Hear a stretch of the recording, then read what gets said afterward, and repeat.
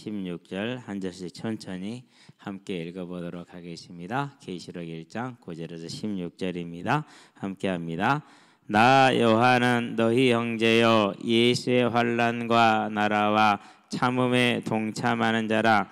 하나님의 말씀과 예수를 증언하였으므로 말미암아 반모라는 섬에 있었더니 주의 날에 내가 성령에 감동되어 내 뒤에서 나는 나팔 소리 같은 큰 음성을 들으니 이르되 네가 보는 것을 두루마리에 써서 에베소, 스무나, 버가모, 두아디라, 사데, 빌라델비아, 라오디게아 등 7 교회에 보내라 하시기로 몸을 돌이켜 나에게 말한 음성을 알아보려고 돌이킬 때에 7 금 촛대를 보았는데 촛대 사이에 인자 같은 이가 발에 끌리는 옷을 입고 가슴에 금띠를 띠고 그의 머리와 털의 희기가 흰 양털 같고 눈 같으며 그의 눈은 불꽃 같고 그의 발은 풀무불에 단련한 빛난 주석 같고 그의 음성은 많은 물소리와 같으며 그의 오른손에 7 별이 있고 그의 7 입에서 좌우에 날선 검이 나오고 그 얼굴은 은혜가 힘있게 비치는 것 같더라. 아멘. 자, 이제 드디어 첫 번째 완상. 짧습니다. 3장까지인데 내용은 적지 않겠죠. 그래서 이제 본론을 들어가는데 그래서 이제 본론에서 첫 번째 환상에 대한 얘기가 나옵니다.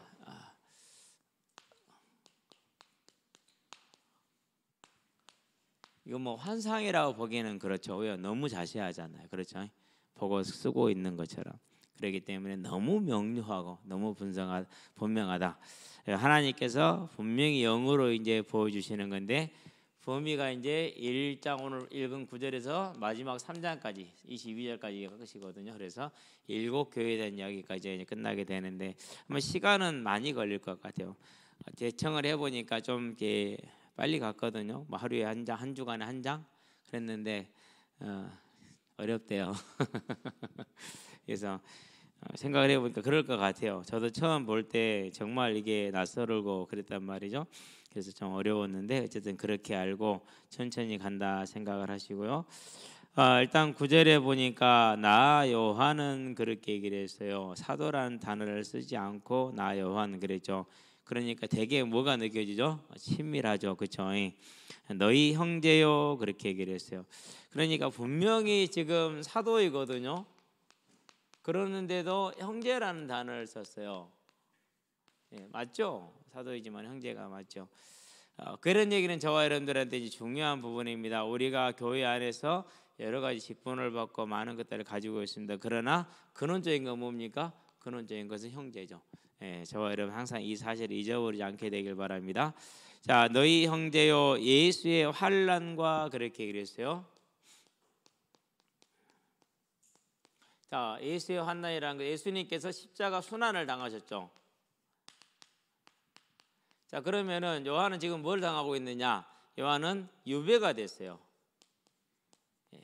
어디로 유배가 됐느냐? 반모라는 섬으로 유배가 됐어요. 에베소에서 서남쪽으로 30여 킬로 이상 떨어져 있는 작은 섬이에요. 오늘날은 그리스 영토에 해당하고 현재는 인구 한 5만 명 정도 살고 있다고 그러니까 그리 작은 섬은 아닌데 어쨌든 에게해 유럽과 터키 사이를 에게해라고 그러잖아요.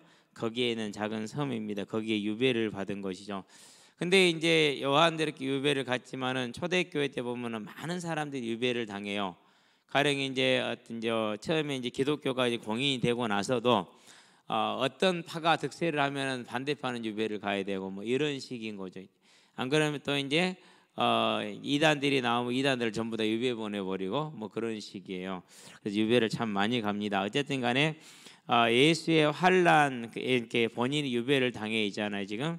그러면서 나라 그렇게 얘기를 했습니다. 뭘 말합니까? 세례 요한이 아니죠. 이 요한의 삶이 사도 요한의 삶이 내가 주인된 삶을 사는 것이 아니라 하나님이 주인된 삶을 살아요. 그래서 예수의 나라 하나님이 주인된 삶 세상의 통치를 받고 있지만 세상의 통치를 따르는 게 아니라 하나님의 통치를 따르는 걸 말하죠. 그러니까 유배를 갔죠. 그럼 하나님의 통치를 따랐다는 말은 무슨 말입니까? 뭘 거부했다라는 거예요? 황제 숭배를 거부한 거예요. 그 말을 이렇게 담은 겁니다. 황제 숭배를 거부. 그러면은요, 로마 국가 정책이 황제 숭배인데 그걸 거부해서 어떻게 돼요? 죽어야죠. 그런데 다행히 이제 다 죽었는데 유일하게 순교를 못 당한, 맞는지 모르겠어요, 못 당한 사도가 요한이에요. 그래서 반모란서변에 유배를 간 이유가 이거예요. 황제 숭배를 거부했죠. 반국가적이고 반사회적인 인물이죠. 오늘날로 말하면은 민주주의 사이에, 자유민주주의 사이에 공산주의 사이에 그런 격이 되는 이 비유를 들어보자면 당연히 반국가적이죠, 반사회적이죠. 그래서 우리가 그냥 지나가면 별거 아니잖아요, 그렇죠? 근데 자기를 최대한 뭐 했어요? 드러내지 않았죠. 그렇죠. 최대한 드러내지 않았어요. 참 우리는 같으면은 내가 그럴 건데 안 그래요. 참음에 그렇게 얘기를 했어요. 그 말은 무슨 말입니까? 저와 여러분의 삶에, 자, 만약에 어떤 거짓 선지자가 말을 하면은 이런 걸 뺄 겁니다. 예수 믿으면 모든 게 잘 되고 해결되고 막 누리고 기쁘고 즐겁고, 물론 맞습니다. 맞는 얘기죠. 그런데 어떻게 기쁘고 즐겁냐가 다른 것입니다. 내가 당하는 예수로 말미암아 그 말씀을 증거함으로 이렇게 당하는 환난을 기뻐하느냐, 잘 되는 걸 기뻐하느냐, 육신적으로, 그건 다르거든요. 그래서요, 저와 여러분들의 삶에 언제든지 이렇게 예수 믿고 복복복 그러잖아요. 그럼 조금 잘못 갈 수 있다라는 거, 그런 기억을 하시게 되길 바랍니다. 이 참음이라는 것은 그래서 이와 같이 하나님을 섬기고 하나님의 통치를 받다 보니까 당연히 뭐가 필요합니까? 얼마나 힘들겠어요. 그러면은 이렇게 유배를 가 있으면은 먹고 사는 문제를 어떻게 해결을 해요? 누가 도와줄 사람이 있어요? 다 마찬가지 상황인데 그게 얼마나 고난스럽습니까? 이런 걸 뭐라고 할까? 지난스럽다 그러죠. 정말 지난한 겁니다. 그러니까 삶 자체가.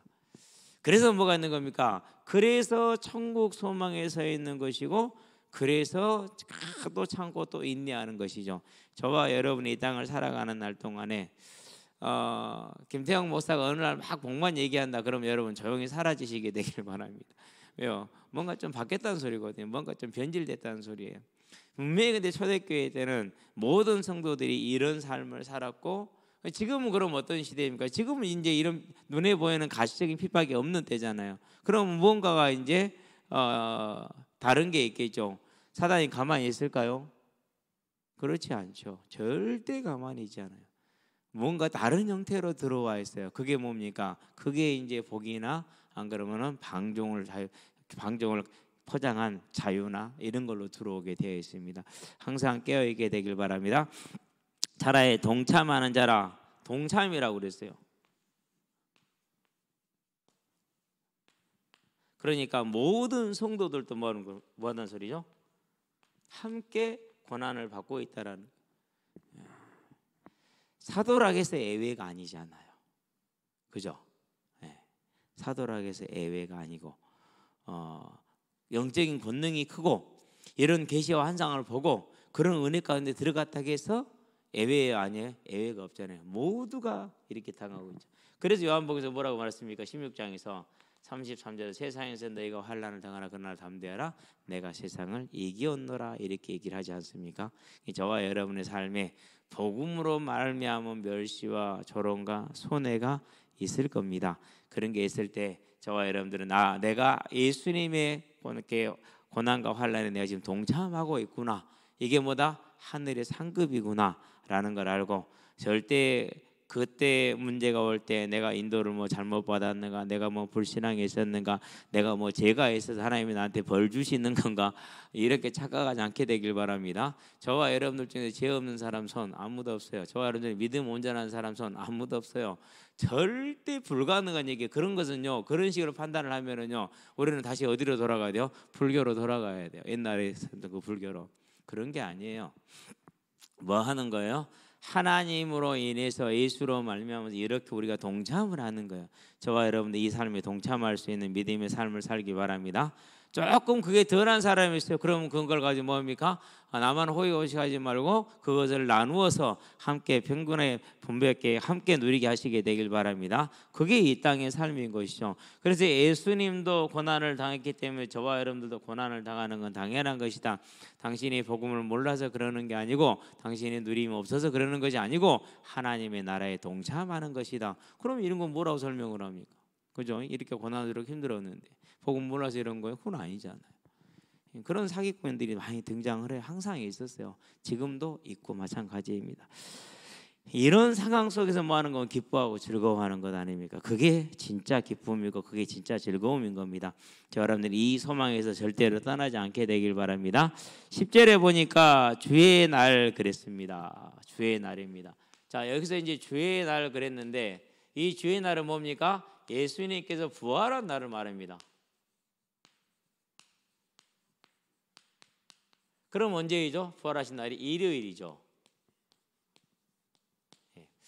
유대인들에게 일요일은 머릿속에 없어요. 뭐만 했어요? 안식일이 있지. 안식일이 있지.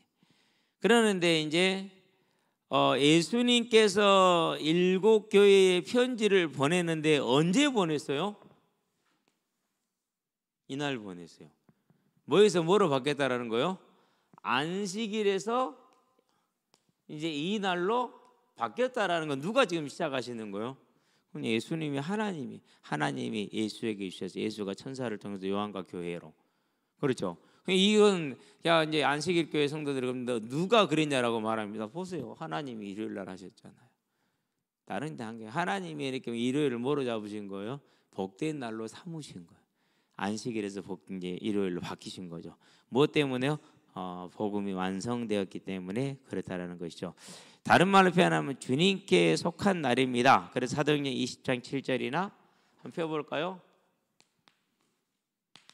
사도행전 20장은 이제 사도 바울이 3차 전도여행을 마치고 이제 에베소를 성도들을 부르고 돌아가는 중이죠. 그렇죠? 사도행전 20장 7절에 보면 동일한 얘기가 나옵니다. 자, 제가 아직 못 찾았어요. 찾았네요. 7절 볼까요? 그 주간의 첫날에 우리가 떡을 때리하여 모였더니 바울이 이튿날 떠나고자 하여 그들에게 강론할새 말을 밤중까지 계속하며 이렇게 그 주간 첫날에 떡을 때리고 모였어요. 자, 그 주간 첫날에 모였습니다. 일요일입니다. 뭐하러 모였습니까? 떡을 때리고 모였죠. 자, 떡을 왜 뗀다고 그랬습니까? 마태복음 26장에 보니까 기념하라고 그랬죠. 그러니까 매주 일요일 날 모여서 떡을 떼고 함께 포도주를 나누면서 뭘 기념했어요? 예수님의 죽으심과 부활을 기념했어요. 그렇기 때문에 그리스도인들이 안식일을 지켰지만은 이제는 안식일의 의미가 어디로 바뀌어 온 실제적인 날은 일요일로 이제 바뀌어 온 것이죠. 그렇죠? 저와 여러분들은 이제 이렇게 처음부터 바뀌었다는 거 공식적으로 이제 공식화되고 완전히 돌아선 건 한 1세기 정도 걸려요. 그런데 이미 이렇게 진행되고 있습니다. 그래서 주의 날에 대단히 의미 있는 부분이죠. 내가 성령에 감동되었다. 성령의 감동. 성령의 감동. 내가 성령 안에 있었다라는 말입니다. 에게노멘 엔 푸니마티 이렇게 있는데 에게노멘 엔 푸니마티 성령 안에 에게노멘 있었다라는 말이거든요. 자, 우리가 성령 안에 있다라는 말은 무슨 말입니까? 충만입니다. 그래서 저와 여러분들은 우리가 일요일 날 모여서 함께하고 그리고 그날 주님을 예비하는 것은 우리에게 뭘 주는 거라고요? 충만을 주는 복된 날이라는 사실입니다. 그래서 저와 여러분들에게 항상 일요일은 하나님과의 선약이 되게 하시게 되길 바랍니다. 오늘날 시대가 공업화가 되고 산업화되면서 이제는 밤낮의 개념도 별로 사라져 버렸잖아요. 그래서 못 지킬 수도 있어요. 그렇다 할지라도 그 날을 항상 마음에 담고 힘을 써서 우리가 나간다라는 것은 중요한 부분이고 의미가 있는 부분입니다. 지켜야 될 것이 있고 조금 양보해도 될 게 있는데 이런 경우는 지켜야 될 것인데 꼭 못 지킨다 할지라도 항상 그게 중심이라는 것을 저와 여러분들은 변화하지 않도록 하시게 되길 바랍니다. 그래서 이제 이 날을 주로 다 모이게 돼요. 마가복음 16장 2절이나 누가복음 24장 1절이나 요한복음 20장 19절이 전부 다 안식구 첫날 이렇게 나옵니다. 고린도전서 16장 2절에 보니까 매주일 첫날에 이제 고린도전서 16장 뭘 말하느냐면 연보의 헌금을 모으는데 언제 하라고 그러죠? 매주일 첫날 안식일 다음 날 모여서 너희가 성찬식을 할 때 즉 예배를 드릴 때 그때 하라라고 이렇게 준비하라고 얘기를 하는 것입니다. 그래서 안식일 주일로 완전히 대체되어 있다라는 가는 것을 보여주는 겁니다. 예수를 믿는 자들에게는 주일 첫날이 모든 것을 하는 날이 되었습니다. 하나님과 관련돼서요. 자, 누구의 감동되었다? 성령의 감동이 되었다. 그래서 이 네 가지 환상이 이제 오늘 보니까 지금 1장 10절에 성령이 감동되었다 나옵니다. 1장부터 3장까지가 이제 첫 번째 환상에 해당됐다 그랬죠. 그리고 이제 4장부터 이제 16장까지가 두 번째 환상에 해당됩니다. 그래서 4장 2절에 보면은 또 내가 성령에 감동되어 이렇게 나옵니다. 성령 안에 있었다라고 나오겠죠. 자, 16장 끝나면 27장부터가 되겠죠. 17, 18, 19장, 20장까지는 세상에 대한 심판을 말합니다. 그럼 20장에서 한번 17장에서 한번 나오겠죠. 17장부터 20장까지 세상에 대한 심판이 나오니까 17장에서 한번 나오게 되겠죠. 17장 몇 절이라 될까요? 그 절수는 나도 기억 못해, 여러분 기억 못해도 되는데 적어는 볼게요. 17장 3절이에요. 자, 첫 번째 환상 1장에 나왔고 두 번째 환상은 4장부터 시작하는데 4장 2절에 나왔고 세 번째 환상은 17장부터 시작하는데 17장 3절에서 이렇게 나왔다는 거. 그럼 이제 마지막 환상은 몇 절은 21장에 나오겠죠. 21장 사도행전 계시록 21장 10절에 나옵니다. 그래서 첫 번째 환상, 두 번째 환상, 세 번째 환상, 네 번째 환상 여기까지가 본론이에요. 계시록 1장 9절에서 22장 5절까지가 본론이거든요. 그러니까 그 본론이 하나, 둘, 셋, 넷으로 이렇게 나뉘어집니다. 크게. 되게 생소하죠. 그런갑다. 무슨 말인지 아시겠죠? 지금 그냥 그런갑다. 근데 이제 어느 정도 보다 보면은요, 여러분들도 놀랄 거예요. 계시록에 이렇게 쉽고 친숙했나 싶을 만큼 저도 그런 것 같아요. 물론 이제 수십 번 보긴 했지만은. 어쨌든 뭐 그렇게 돼서 너무 감사하긴 합니다. 이렇게 나옵니다. 그래서 성령의 감동 때는 나오는데 저와 여러분들 그렇게 항상 이 성령의 감동을 받는 하나님의 날 예배가 될 수 있도록 항상 미리서 준비하고 그날은 더 구별해서 준비할 수 있게 되길 바랍니다. 그래서 이제 주일날 매주 월화수목금토일마다 새벽 루틴이 다 있어요. 새벽 루틴이 일요일날 새벽은 언제든지 일어나서 이제 그날 전달할 말씀을 더 깊이 확인하고 묵상하는 시간인데 오늘 뭐 계시록 본문하고는 상관이 없지만은 상관이 있어서 하는 얘기입니다. 이제 성령에 감동되었다고 그랬잖아요. 근데 저기 우리 바깥에 보면은 뭐 군 뉴스 그 신문이 있잖아요. 잘 안 보다가 그래도 이제 기사 이렇게 한 번씩 훑어는 보거든요. 무슨 일면에 아마 있을 거예요. 목사님들이 설교를 준비할 때 인공지능 활용도를 빈도를 살펴봤더니 빈도가 상당히 높아요. 한 40% 가량이. 그래가지고 인공지능이 설교도 척척척 만들어내요.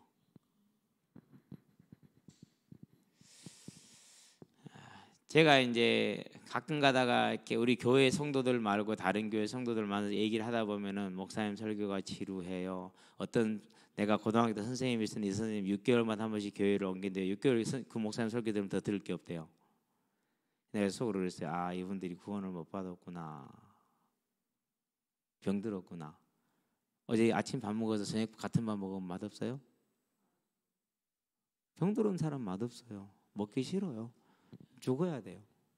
아, 진짜 깜짝 놀랐어요. 알고 지낸 지 한 20년 됐는데요. 할 말이 없더라고요. 할 말이. 뭐 할 말이 없어 그때 진짜로요. 물론 이제 감동 있게 막 사람들한테 감동을 주는 거 어떤 감동인지는 모르겠는데 분명히 설교는 어떤 예화집을 참고하는데 저는 예화집 참고해 본 적이 없어요. 물론 주석 보면 예화는 나와 있어요. 근데 그걸 참조한 건 없어요. 하나님이 내게 주신 것을 내가 받은 것을 전달을 하는 것이지. 그러면서 이게 뭐 대학 강의도 아니고 지금 뭐라고 설명을 해야 될까?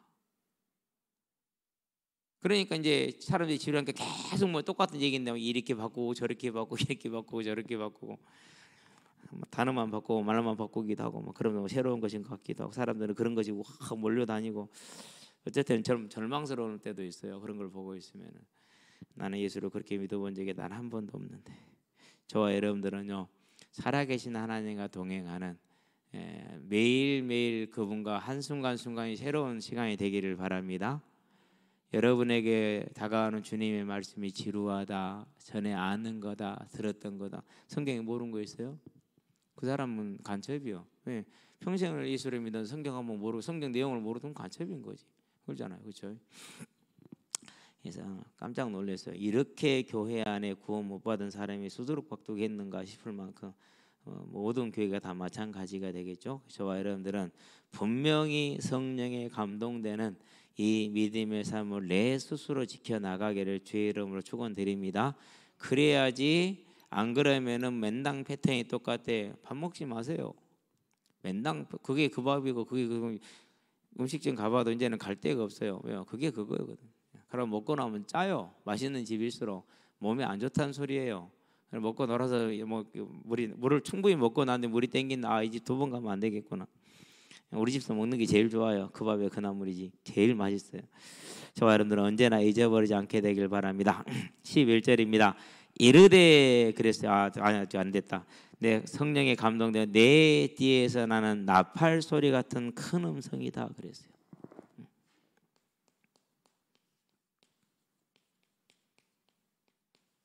소리가 크다는 건 다른 걸 말하는 게 아닙니다. 권위를 뜻하는 겁니다. 권위를 뜻하는 거예요. 그래서 여러분이 구약을 읽다 보면은요 모든 하나님의 음성이 하나님이 위험 있게 등장한 데는 전부 다 큰 소리로 나와요. 큰 소리로 우리와 같이 번개와 같이 이런 소리로 크게 나오고 그래서 하나님의 그 말씀의 권위를 뜻하는 것을 아시게 되기를 바랍니다. 그래서 이 말씀은 뭐가 있다라는 거예요. 권위 있는 하나님의 말씀이라는 소리를 큰 음성이다 이렇게 표현한 거예요. 소리가 크다라는 뜻이 아니라 권위 있게 확실성 있게 나왔다라는 말입니다. 11절을 보십시다. 이르되 네가 보는 것을 두루마리에 써서 그랬습니다. 보는 것 그랬어요. 그러니까 환상이겠죠, 그렇죠? 근데 너무나도 분명하게 보는 거죠. 근데 우리 솔직히 해서 보는 거 다 정확하게 기록이 돼요, 안 돼요? 다음 날 아침에요. 어제 내가 뭐 했더라 기록하려면은요 한 5분은 기다려야 돼요. 데이터 꺼내 오는데 5분은 걸려요. 그리고 1차 꺼내고 나서요 그 다음에 보면은요 빠진 것이 수두룩박두개요. 그럼 또 다시 꺼내고 있어야 돼요. 그러고 보면 또 빠져 있어요. 그런데 이 보는 걸 정리했다는 건 사람의 능력으로 봤다고 돼요? 아니요. 하나님이 분명히 감동을 하지 않으면 안 되는 것입니다. 그러면서 네가 보는 것을 그렇게 얘기를 하죠. 어디에 써라? 두루마리에 써서 에베소, 스무나, 버가모, 두아디라, 사대, 빌라델피아 그리고 라오디게아 7교회에 보내라고 그랬어요.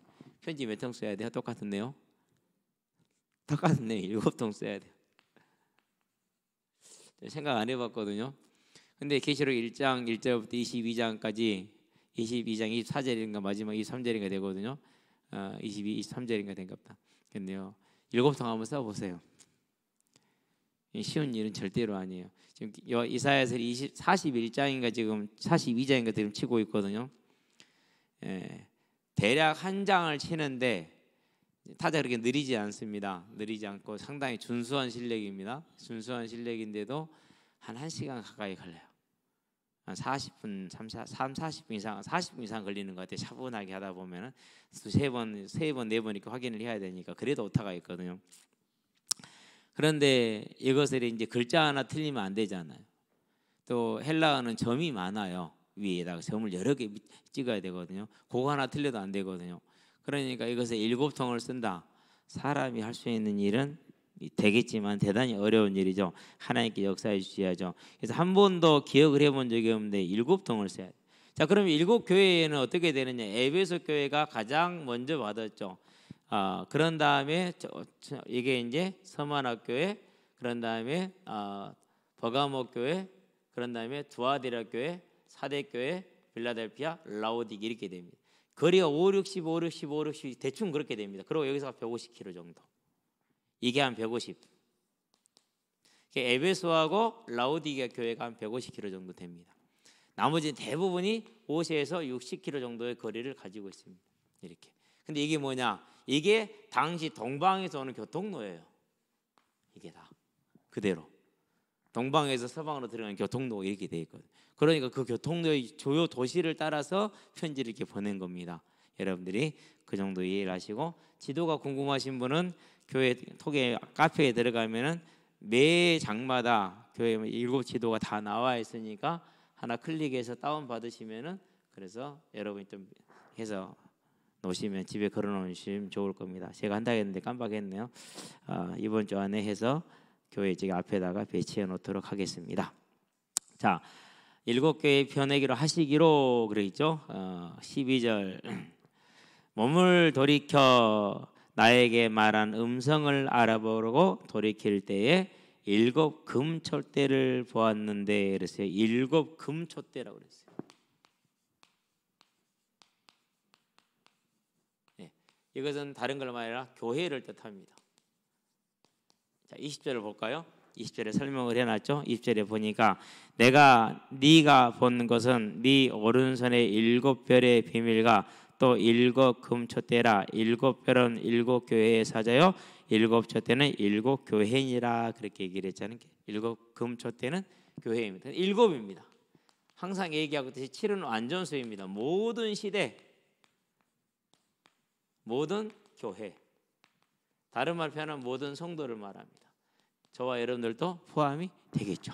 그렇죠? 그래서 저와 여러분 이 7 교회 중에 저는 서머나교회하고 빌라델피아가 책망 없이 칭찬만 들은 교회니까 저와 여러분은 그런 교회로 설 수 있게 되기를 항상 기도하게 되길 바랍니다. 그래서 7 금촛대를 보았습니다. 7 모든 교회를 뜻합니다. 그래서 그렇게 이해를 하면 되겠고요. 넘어가겠습니다. 자, 13절입니다. 촛대 사이에 인자 같은 이가 발에 끌리는 옷을 입고 그랬습니다.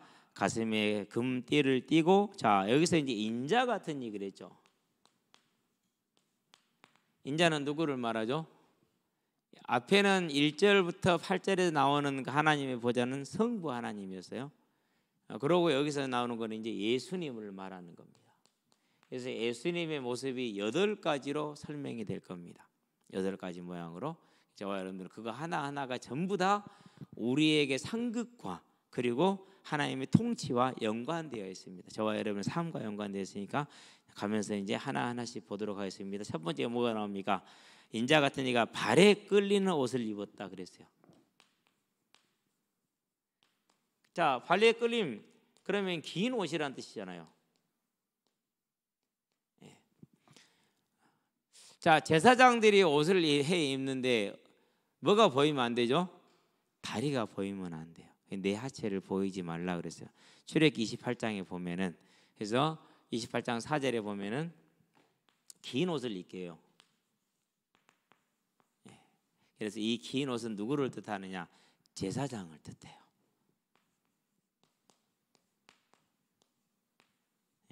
자, 그러면 지금 예수님이 7 금촛대 사이에 모든 교회에 뭐로 계시는 거예요? 제사장, 중보자로 계시는 겁니다. 제사장은 중보자를 뜻합니다. 그렇죠? 제물을 드리는 자와 제물을 받는 자 사이에 중개 역할을 누가 하는 거예요? 그 제사장이 하는 거거든요.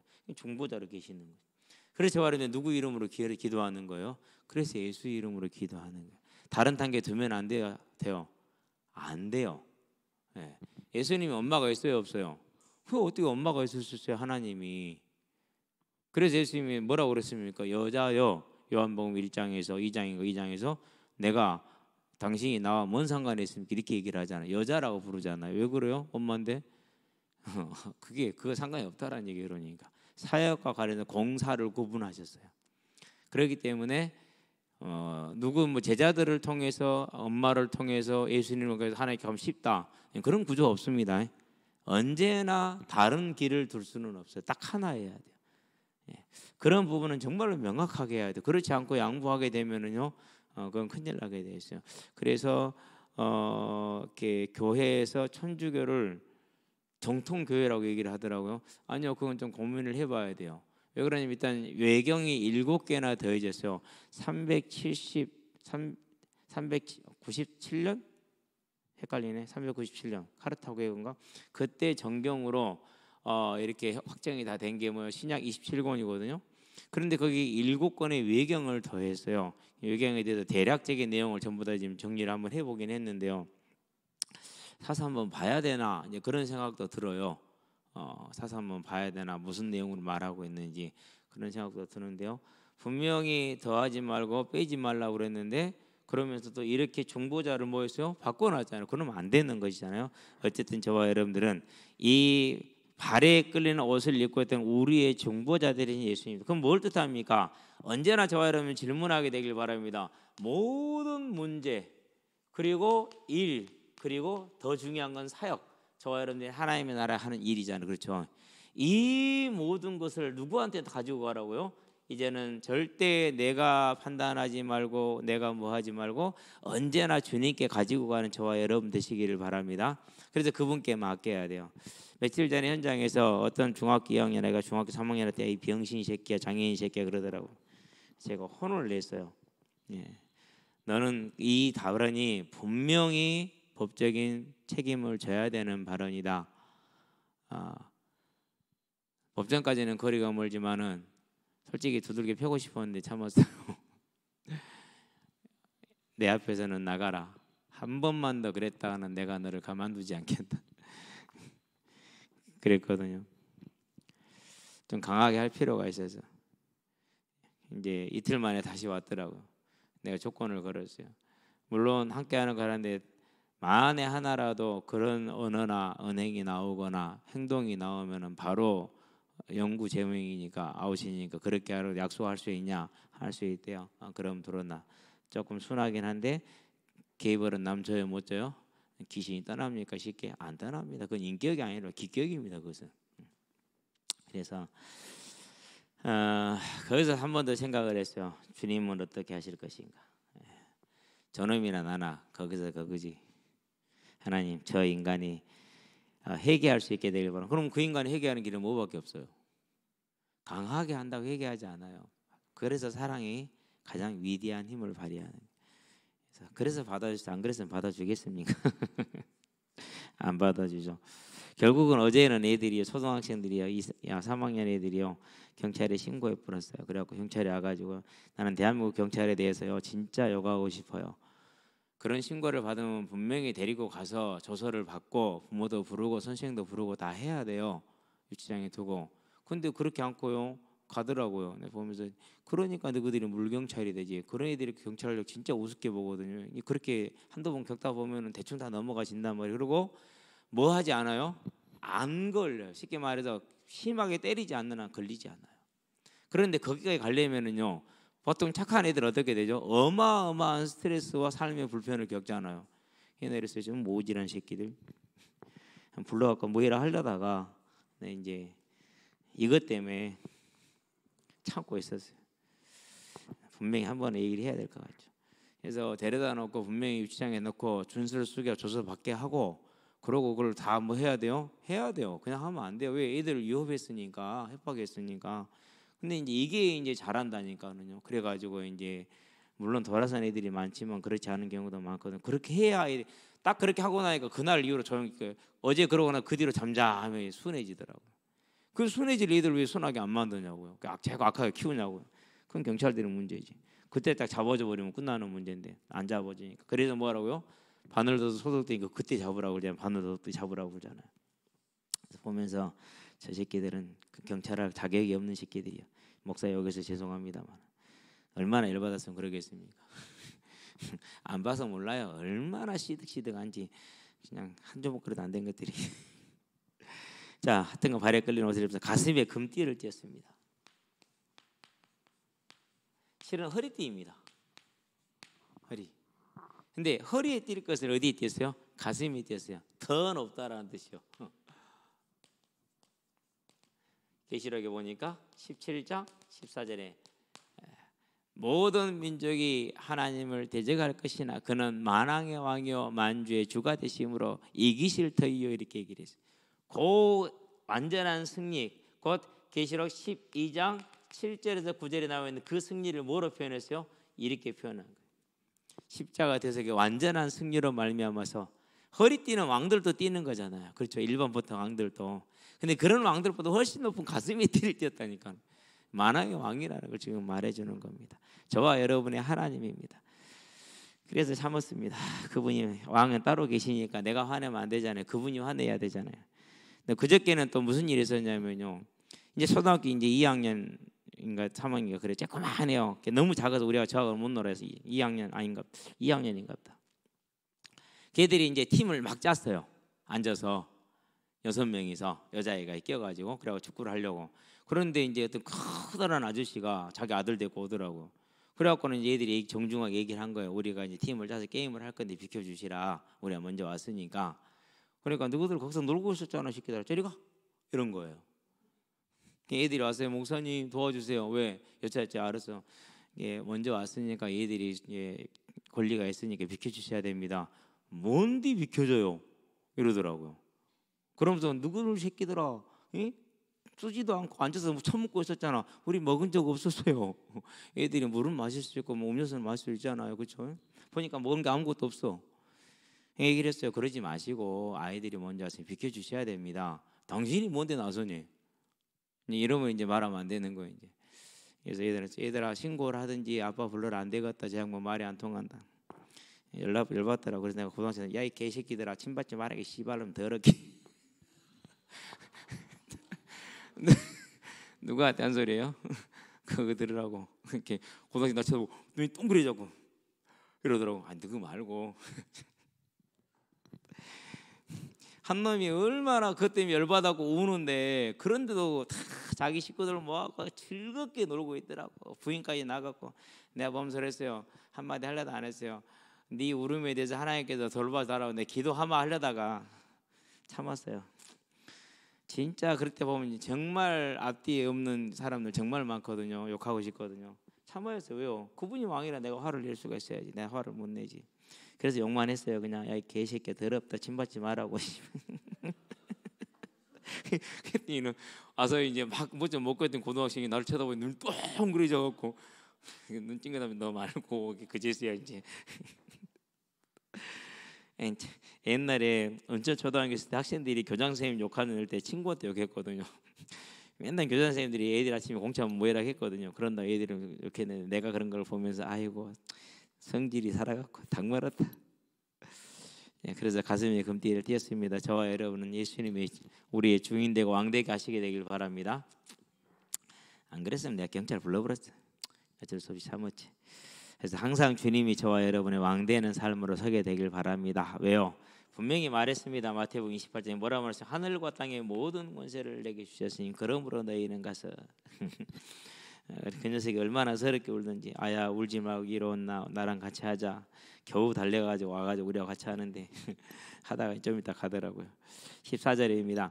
그의 머리와 털의 희기가 흰 양털 같고 눈 같으며 그의 눈은 불꽃 같고 그렇게 얘기했습니다. 자, 그의 머리와 털의 희기가 희다는 겁니다. 흰 양털 같고 눈 같다 그랬어요. 뭘 말합니까? 이 완전하게 하얀색이잖아요. 그렇죠? 이 하얀색은 그리스도께 뭡니까? 거룩을 뜻합니다. 성결을 뜻합니다. 그래서 레위기 11장에서 뭐 하지 마라고 그럽니까? 이건 먹지 말고 이건 먹으면 안 돼. 그게 거룩하지 않아서가 아닙니다. 구별시키고 다른 여타 민족들하고 구별해서 하나님 앞에 거룩한 민족으로 만들기 위해서. 왜요? 하나님이 이런 분이라서. 그러면은 이 하나님이 우리와 함께 하잖아요. 그러면 저와 여러분의 삶이 이 하나님의 주인인데 방금 저처럼 아주 걸쭉하게 욕하는 얘들하고 있으면은요 잊어버린 욕도 다 기억나요. 그래가지고 간만에 욕을 한번 해봤어요. 아 정말 열받더라고. 그렇게 서럽게 우는데 남의 새끼는 끌려놓고 자기 새끼는 오냐 하고 있으면 그건 그게 인간이냐고 사람이냐고 짐승 새끼지. 그건 사람이 아니요. 거기 부인까지 나오고 아들만 둘이거든요. 그래 노는 거 있죠. 얘들 하면 저 아저씨 등치만 크지 공 대리기 못 차요. 이제 앞으로 이제 그 아저씨는 이제 그 아저씨와 그 집 애들은 영원히 거기서 노는 애들하고 이제 등졌어요. 이제 인간 진짜 무시가돼. 그래서 한번 같이 하려다가 모른 척 한 번씩 붕하려다 잡으면 되거든요. 조전에서 잡으래요. 모른 척하고 그냥. 어쨌든 우리 주님은 이런 분인데 우리는 지금도 봐 성질을 한다고. 아니 그러잖아요. 남에게 그렇게 서럽게 울고 있는데 진짜. 어쨌든 근데 우리 주님은 머리와 털의 애기가 흰 양털 같고 눈 같다 그렇게 얘기를 했습니다. 완전하게 정결하신 분입니다. 그래서 저와 여러분의 삶을 뭐라 그러니까 거룩한 자의 삶으로 경건한 삶으로 세워나가시기를 바랍니다. 그래도 디모데 6장에도 경건은 범사에 유익하였던 이유가 뭡니까? 언제나 하나님과 함께 할 수 있으니까. 저와 여러분의 삶이 누가 뭐라고 설명을 하든지 간에 신앙의 양심이 하나님과 함께하는 이 흰 하나님과 저와 여러분이 절대 어긋나지 않고 오염되지 않고 깨끗하게 함께 거할 수 있기를 바랍니다. 그러기 위해서 주님 앞에 서게 되길 바라고요. 자, 그의 눈은 뭐 같다 그랬습니까? 불꽃 같다 그랬습니다. 자, 아무리 어두워도 불빛이 있으면 볼 수가 있죠. 그래서 이건 전지함을 말합니다. 모든 걸 아는 겁니다. 자, 그렇다는 얘기는 두 가지로 볼 수 있어요. 저와 여러분이 우리의 마음속에 주님과 그 나라를 향한 모든 중심을 하나님은 뭐하고 계십니까? 다 알고 계시는 겁니다. 보고 계십니다. 모르지 않습니다. 절대로. 저와 여러분은 모를 수 있어요. 어른들은 모를 수 있어요. 다른 사람은 모를 수 있어요. 그러나 주님은 알아요. 그렇다면 우리는 뭐 할 수 있습니까? 그로 말미암아서 그의 나라에 참여할 수 있죠. 그렇죠. 이제는 주님이 불꽃 같은 눈동자, 모르는 게 아무것도 없기 때문에 그 알고 계시는 주님 앞에서 의롭다함을 받으시게 되길 바랍니다. 네가 많이 억울했냐 힘들었냐 그런데 참았냐 나 때문에 잘했다 고맙다. 얼마나 아름답습니까? 그렇죠. 하나는 뭡니까? 그분의 진노를 말합니다. 이글이글 타는 불. 알잖아요. 그러니 심판 때 어떻게 되겠냐고요. 그 진노대로 아시는 거 그대로 다 저와 여러분들이 받아야 되는데, 그래서 성도가 진노를 없애는 방법이 뭡니까? 그게 회개 아닙니까? 회개가 얼마나 저와 여러분들에게 위대한 약인지, 저와 여러분은 이 하나님 앞에서의 하나님과의 관계를 회복시키는 삶을 언제나 하나하나 만들어 나가고 이루어 나가시게 되길 바랍니다.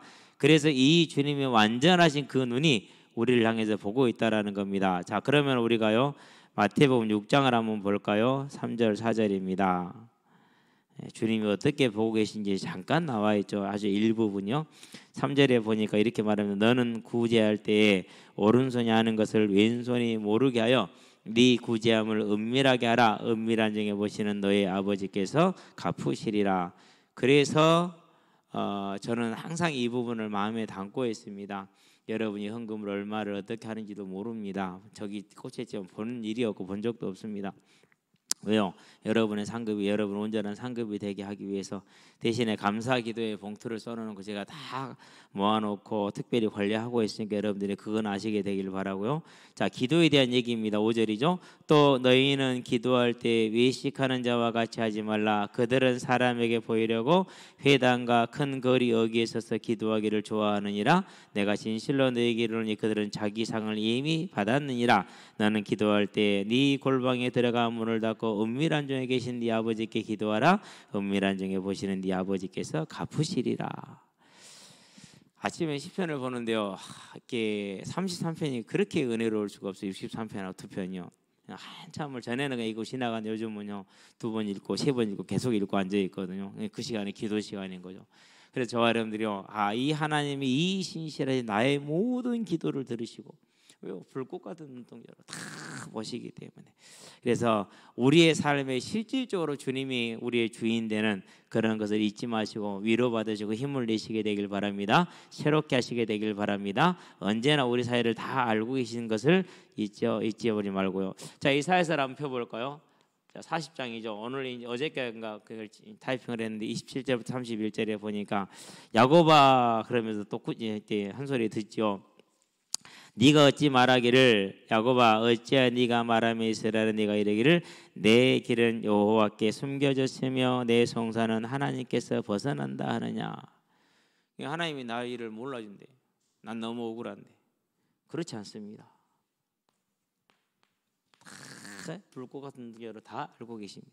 그런데 뭐라고 말합니까? 28절 너는 알지 못하였나 듣지 못하였느냐. 영원하신 하나님 여호와 땅 끝까지 창조하신 이는 피곤하지 않으시며 곤비하지 않으시며 명철이 한이 없으시며 피곤한 자에게는 능력을 주시며 무능한 자에게는 힘을 더하시나니 소년이라도 피곤하며 곤비하며 장정이라도 넘어지며 쓰러지되 오직 여호와를 앙망하는 자는 그랬어요. 왜요? 이 하나님의 힘을 알고 저와 여러분들이 정말 예수의 환난과 나라와 참음에 동참을 한다 기다리는 겁니다. 알기 때문에. 그럼 뭐합니까? 하나님께서 반드시 그런 자에게 뭘 주시겠다는 게 새 힘을 주시는 겁니다. 저와 여러분 이 힘을 얻으시게 되길 바랍니다. 하나님이 저와 여러분 이 힘을 주시면 됩니다. 그래서 여러분들은 늙어서도 진액이 떨어지지 않냐고 힘있게 되기를 바랍니다. 힘을 다 얻으셔야 돼요. 예, 오늘 아침에도 축구를 했잖아요. 팀을 다 이렇게 짰거든요. 한 가지 실수를 했어. 짜놓고 보니까 나하고 나사라고 한 팀이 돼 있는 거야. 예, 그러면 안 되거든요. 예. 어쨌든지 간에 이제 태영이라도 있어요. 저쪽에 있었으면 그래도 균형을 맞추는데 태영이 안 나와서 희건이가 잠을 안 잤나 봐. 그래서 짜놓고 보니까 나하고 나사라고 한 팀이에요. 이제 이러면 이제 곤란해. 난 놀아도 돼. 나사로 플레이를 내가 아니까 뭐 뒤에서 좀만 받쳐주면 되니까. 세 쿼터를 하는데 세 쿼터를 다 이겼어. 한 사람 더 보내줘서 우리 한 사람 적게 했어. 그런데도 안 돼. 그래서 얼마나 미안하는지. 근데 목사님들이 날이 갈수록 뭐가 보여요? 힘이 떨어져. 그런데요, 우리가 이 하나님을 의지하고 그 하나님부터 새 힘을 얻게 될 때 저와 여러분의 인생은 달라질 줄로 믿습니다. 자, 불꽃 같은 눈동자 우리의 모든 삶을 지켜보시는 이 하나님이심을 알고 언제든지 간에 보시게 되길 바라는데 더 중요한 건 뭡니까? 이렇게 다 알고 계셔. 그래서 저와 여러분의 삶의 위로를 받을 필요가 있어요. 이사야서 25장은 천국의 모습을 말해주고 있는데 한번 봐볼까요? 이사야서 25장입니다. 8절만 보도록 합시다. 많이는 못 보니까는 25장 전체가 하나님의 새 나라 예루살렘을 말하는데요. 8절 사망을 영원히 멸하실 것이라 주 여호와께서 모든 얼굴에서 눈물을 씻기시며. 왜 그렇습니까? 이 땅에서는 죽을 때까지 위로를 못 받을 수 있어. 목사도 오해하고 있을 수 있고 장로들도 오해하고 있을 수 있어. 나만 억울해. 나만 울어. 나만 손해인 것 같죠? 아니요. 그런데 그 눈물을 씻어주시겠다라는 겁니다. 뭐가 있다는 얘기입니까? 그 참음에 대한 상급이 있다라는 것 아닙니까? 그래서 저와 여러분 이 부분을 항상 깊이 한번 생각하시고 또 그것이 능력이 되기를 바랍니다. 모든 얼굴에서 눈물을 씻기시며 자기 백성의 수치를 온 천하에서 제하시리라 여호와께서 이같이 말씀하셨느니라. 근데 이걸 보니까 계시록에 21장 4절에서 똑같이 말씀을 하셨어요. 분명하다는 소리입니다. 그러니까 예, 분명하다 소리. 그래서 이 땅에 사는 날 동안에 여러분들이 이 땅에 살아가면서 이렇게 저렇게 무시받을 수도 있고 조롱받을 수도 있고 또 예수 믿는 것 때문에 손해도 볼 수 있고 그렇습니다. 그러면 눈물 납니다. 더군다나 그것이 이제 자녀들에게 해주고 싶다 못 해주게 될 때는 더 그럴 수 있습니다. 그렇다 할지라도 그 모든 것을 하나님께서 다 상급으로 은혜로 또 기억하신다는 걸 잊지 마시고 그 불꽃 같은 눈동자로 알고 있음을 기억하시게 되길 바랍니다. 저와 여러분은 이 믿음과 이 은혜로 사는 것입니다. 자, 15절 갑시다. 그의 발은 풀무불에 단련한 빛난 주석 같고 그랬어요. 발입니다. 풀무불입니다. 단련했다는 얘기는 무슨 말이에요? 여러 번 녹였다가 뺐다가 녹였다가 뺐다 했다는 소리잖아요. 아주 네, 빛난 주석 그랬어요.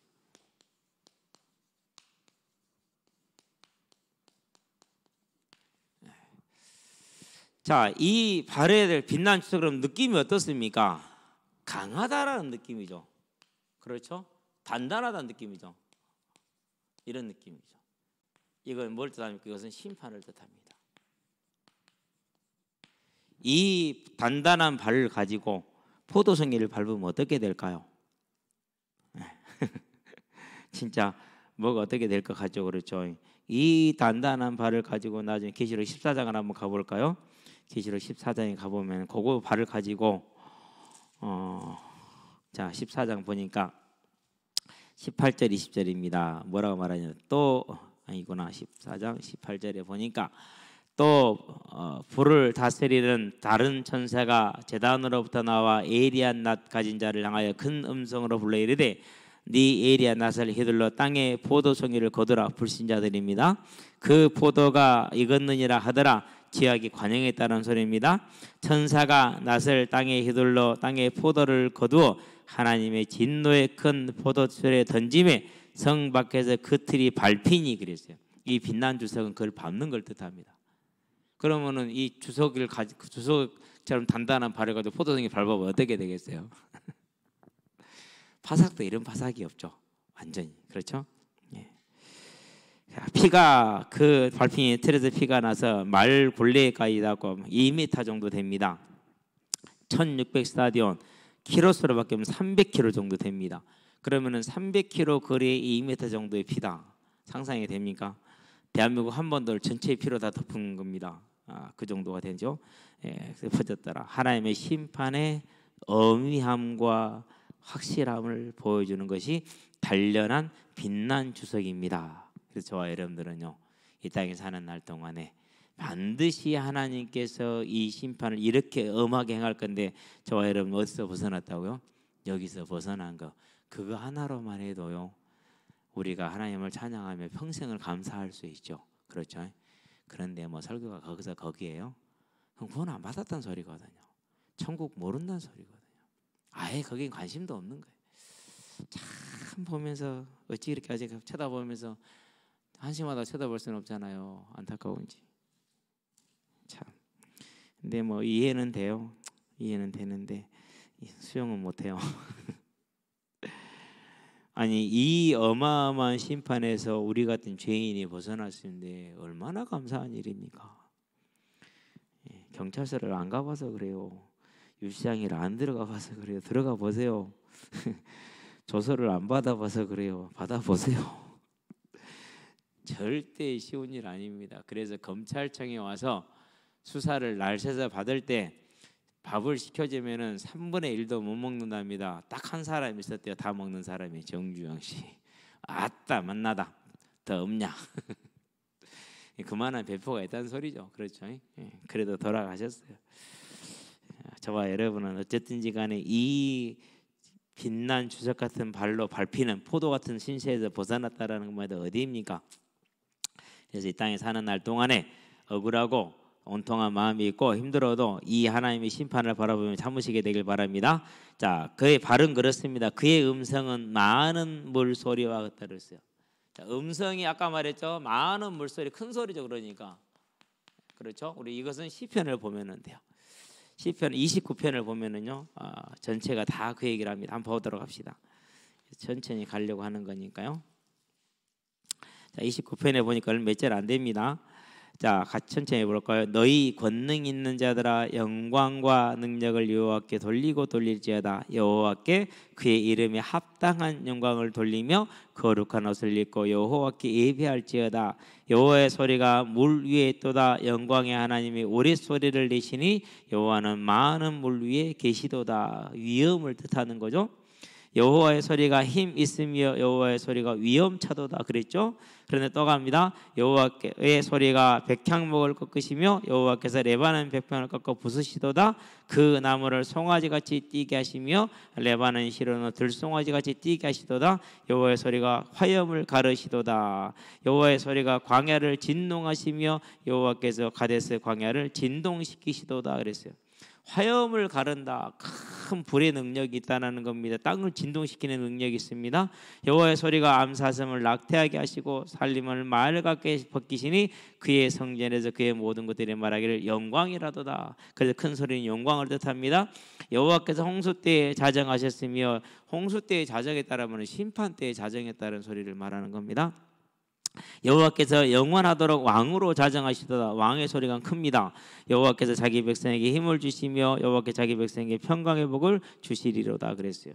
저와 여러분들에게는 이게 큰 소리가 놀람이 아니라 평안이고 평강이라는 것입니다. 그래서 어떠한 일을 만나든지 간에 이 위엄과 영광과 권능을 가지신 분이 저와 여러분의 하나님 되며 우리를 지키시기 때문에 항상 이걸 잃지 마시게 되길 바랍니다. 그래서 그러한 때는 뭘 보면 됩니까? 하나님께서 행하실 뭐요? 새 일입니다. 어떤 새 일입니까? 저와 여러분은 상상도 할 수 없는 일, 세상은 알 수 없는 새 일을 행하시고자 한 것입니다.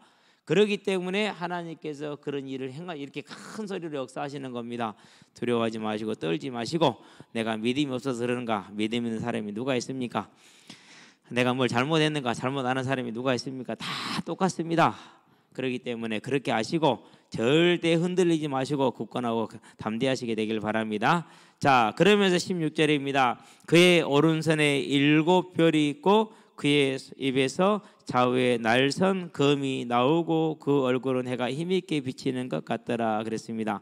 여기서는 이 7별은 아까 1장 20절에 보니까 뭐라고 그랬습니까? 7교회의 사자다 그렇게 얘기를 했죠. 여기서 사자에 대한 해석이 여러 가지가 나오는데 저는 그렇게 해석을 합니다. 두 가지를 해석합니다. 천사라고 해석을 합니다. 그 교회를 담당하는 천사, 그리고 그 교회를 담당하고 있는 목사, 이렇게 얘기를 합니다. 저는 이렇게 생각을 합니다. 하나님이 천사를 붙들어줄 이유가 없죠. 누구를 붙듭니까? 저와 여러분을 붙들어주는 겁니다. 그래서 여러분들이요, 언제든지 간에 하나님이 붙든 자를 여러분이 흔들려고 하지 마시게 되길 바랍니다. 흔들어져야 안 흔들어져? 사람은 흔들 수 있어요.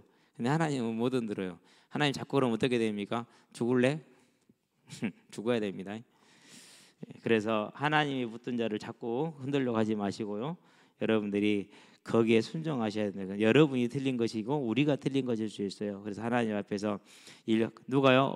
자, 하나님이 7별이 지금 붙었는데 오른손이라고 그렇게 얘기를 했잖아요. 그렇죠? 자, 오른손은 의미가 있습니다.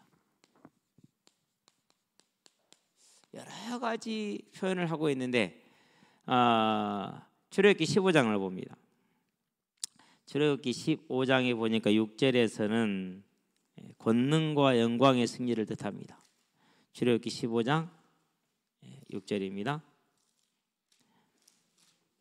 6절.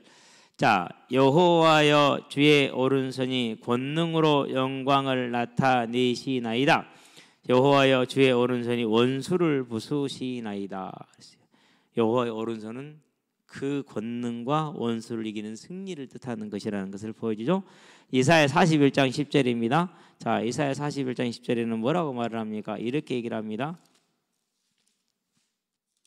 같이 볼까요? 41장 10절에 보니까 이렇게 말합니다. 두려워하지 말라. 내가 너와 함께함이라. 놀라지 말라. 나는 네 하나님이 됨이라. 내가 너를 굳세게 하리라. 참으로 너를 도와주리라. 참으로 나의 의로운 오른손으로 너를 붙들리라. 하나님의 의, 저와 여러분을 향한 사제의 의를 말하는 겁니다.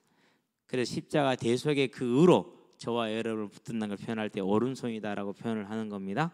자, 그런 다음에 62장 8절로 갈까요? 자, 이사야서 62장 8절에 보니까 뭐라고 얘기를 하고 있습니까? 이렇게 얘기를 합니다. 8절을 보도록 합니다. 여호와께서 그 오른손 그 능력의 팔로 맹세하시되 내가 다시는 네 곡식을 네 원수들의 양식으로 주지 아니하겠고 네가 수고하여 얻은 포도주를 이방인이 마시지 못하게 할 것이라. 오른손이 뭐라고요? 그 능력의 팔이다. 하나님의 창조의 능력이 저와 여러분을 붙들고 있다라는 겁니다. 그러니까 그걸 의지해야 되죠. 그렇죠? 그래서 이제 지금 광영고가 오늘 시험이 끝났고요. 배군고는 내일 끝나고, 중마고는 모르겠네. 중마고는 모르겠나 비슷하겠죠. 이제 고등학생들 공부하느라고 고생들 많이 합니다. 하나님의 오른손을 의지하시기를 바랍니다. 어떻게 하면 의지할까? 간단합니다. 이겁니다. 다른 말로 표현할까요? 정서 또는 분위기.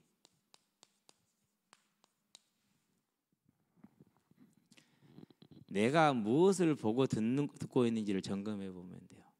그러면은 내가 하나님을 의지하는 사람인지 세상을 의지하는 사람인지 알아요. 세상 음악을 의지하면 어떻게 됩니까? 그럼 귀신 의지하는 거예요. 그래요. 그래서 이제 마음이 불안할 때는 뭐 조용한 뭐 이렇게 음악이라든가, 안 그러면 그런 것도, 잠잘 때는 또 단순한 소리 있잖아요. 텅텅텅 이런 소리 내주는 거 있어요. 근데 그런 소리 들으면은요, 그 소리가 단순하니까 잠이 잘 든다고 그래요. 그것도 틀린 거예요. 말을 처음 하는 건데 그 얘기는. 그래서 내가 주로 보고 기부하고 즐거워하는 영상이 어떤 것인가? 지금 틱톡 영상은 뭘 보는가 보세요. 그것이 여러분의 누구를 의지하는가를 증거해 주는 거예요. 그래서요, 내 정서가 하나님과 연합되게 해야 돼요. 그분이 인격체시거든요. 그렇기 때문에 그분과 연합되는 건, 그럼 뭡니까? 그건 이거예요. 정서를 통해서 감동을 통해서 하나가 되는 거예요. 아침에 시편을 읽는데 감동이 되잖아요. 내가 그분과 연합된 거, 하나가 되는 거예요. 그러니까 읽어보고 또 읽어보고, 읽으면서 내 영혼이 위로를 받고 내 육신이 위로를 받고, 그러는 거거든요. 그래서 우리 학생들이 공부를요, 힘들게 안 해도 돼요. 힘들게 하긴 하는데 내가 하나님과 연합될 때 무슨 힘이 나와요? 하나님의 힘이 나와요. 하나님의 지혜와 평안이 나오고. 그런데 이제 이게 안 되어 있으면은 내 힘으로 합니다. 그러고 나서 어떻게 됩니까? 나가 떨어집니다. 이제 그러면 안 돼요. 그래서 주님과 함께하는. 그럼 주로 내가 어떤 걸 들으며 어떤 걸 보고 있는가?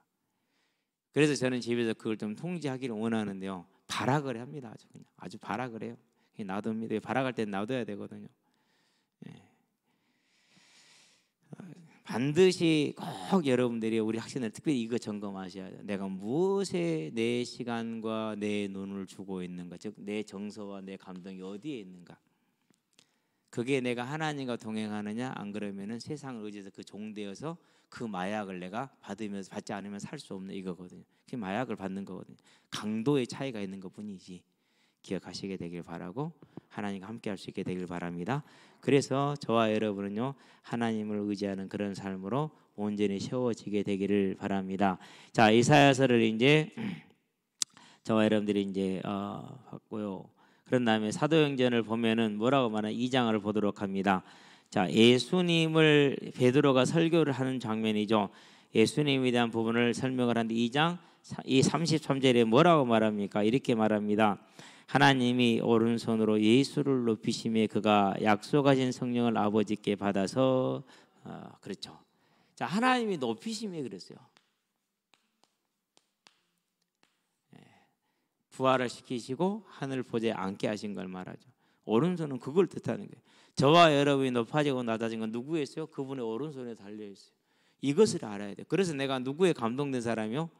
다윗처럼 하나님의 영에 감동된 사람, 요셉처럼 하나님의 영에 감동된 사람, 다니엘과 그 세 친구들처럼 하나님의 영에 감동된 사람. 그럼 그냥 감동됩니까? 내 세상의 영에 감동되는데 어떻게 하나님의 영에 감동됩니까? 안 됩니다. 그래서 하나님의 영에 감동된 사람들 되시기를 바랍니다. 그래서 이번에 이제 조장훈련의 목표가 뭐냐? 채우는 거예요. 그냥 찢어내면은 살이 찢어져도 안 돼요. 떼내면은 채워 넣어야 돼요. 그래서 뭐 해야 돼요? 그래서 밀어내야 돼요. 채우는 거예요. 저와 여러분은 말씀으로, 예배로, 찬송으로, 기도로 채워 넣으시게 되길 바랍니다. 그렇게 해야 돼요. 그래서 우리가 그분을 의지할 때 그분은 우리를 하늘까지 높이실 수 있는 분이라는 거. 그게 오른손인 것입니다. 그래서 여기서 오른손은 하나님의 뭘 또 말해주면 주권을, 그리고 저와 여러분을 향한 은혜의 능력을 말해주는 겁니다. 그의 오른손에는 뭐가 있습니까? 7별이 있고 저와 여러분을 그 손으로 지금 붙들고 계시는 겁니다. 그의 입에서 좌우에 날선 검이 나왔다. 입에서 뭐가 나왔다? 좌우에 날선 검이 나왔습니다. 그것은 가장 잘 설명한 에베소 6장 17절입니다. 자, 말씀의 검이라고 했죠. 그렇죠? 자, 에베소 6장 17절을 볼까요? 한 번에 펼 수 있죠. 에베소 6장 17절은 한 번에 펴집니다. 보니까 이렇게 얘기를 합니다. 봅시다. 구원의 투구와 성령의 검, 곧 하나님의 말씀을 가지라. 이걸 성령의 검이다 그랬어요.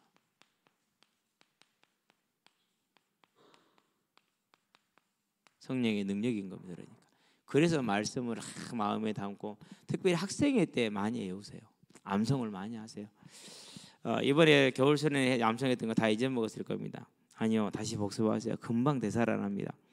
암송을 많이 하세요. 특별히 뭐다 암송? 전도에 관련된 것. 두 번째, 내 삶과 하나님과 동행하는 데 관련된 것들은 많이 암송하세요. 저도 옛날에 암송한 것은 그대로 있는데요, 최근에 암송은 자주 잊어버리더라고요. 어쩔 수 없는 것 같아요, 나이가 드니까.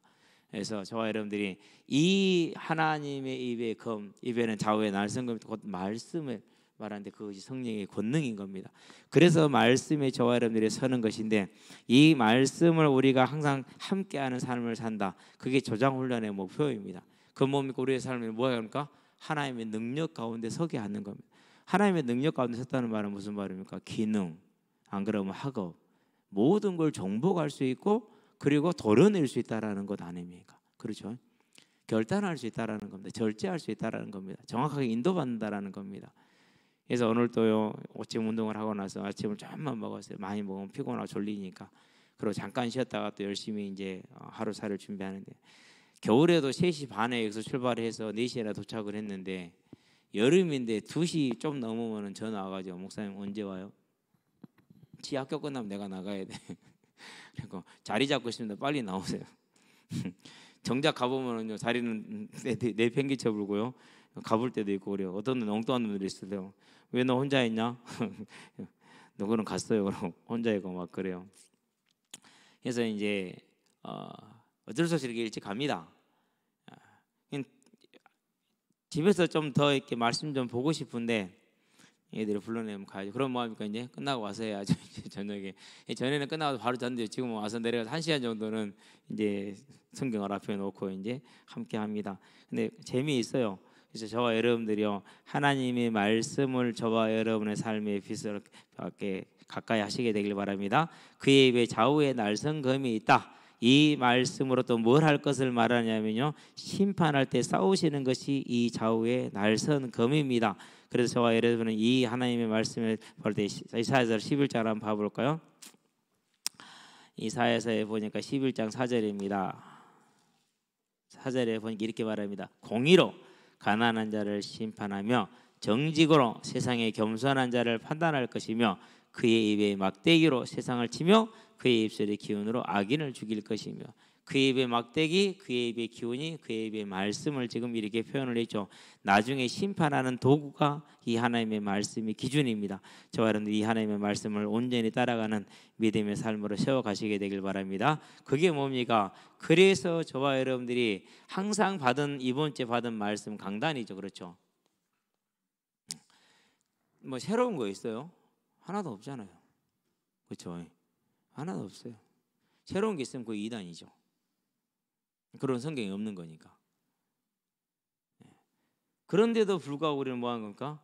그 말씀을 가지고 살아야 됩니다. 왜? 하나님은 천분 만분이 아니고 한 분이시니까 우리가 그 말씀으로 온전히 따라가는 믿음의 삶으로 세워가시게 되길 바랍니다.